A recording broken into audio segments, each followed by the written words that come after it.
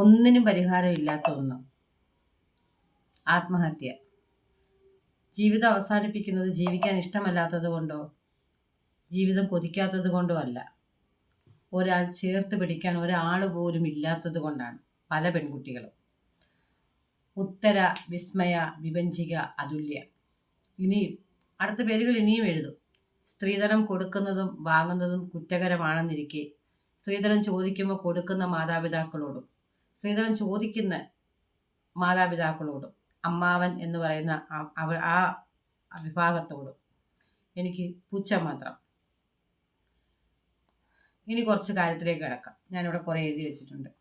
ഒന്ന് രണ്ട് പേര് ഈ പെൺകുട്ടികൾ മരിക്കുമ്പോൾ അതിനിടയിൽ അടിയിൽ വരുന്ന കമൻ്റാണ്, വിദ്യാഭ്യാസമില്ലേ, ഒറ്റയ്ക്ക് ജീവിച്ച് കാണിച്ചു കൊടുക്കണം, കളഞ്ഞിട്ട് പോരണം.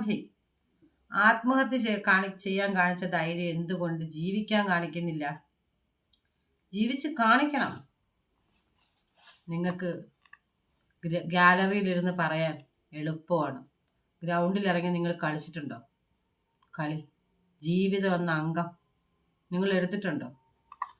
നമ്മുടെ മാതാപിതാക്കളോട് നമ്മൾ പറയും, ഞങ്ങൾക്കവിടെ പറ്റുന്നില്ല, ഞങ്ങളെ ഒന്ന് രക്ഷപ്പെടുത്തി തരാവൂ, നിങ്ങൾക്കൊരു ശല്യവും ഞങ്ങൾ വരുത്തത്തില്ല, ഞങ്ങൾ വിവാഹത്തിന് മുമ്പ് കഴിഞ്ഞുപോയ മുറി പോലും ഞങ്ങൾക്ക് വേണ്ട, എവിടെങ്കിലും ചുരുണ്ടുകൂടി ഞങ്ങൾ പായ വിരിച്ച് കിടന്നോളാം, ഞങ്ങളും കൂടെ വീട്ടിലേക്ക് വരട്ടെ എന്ന്.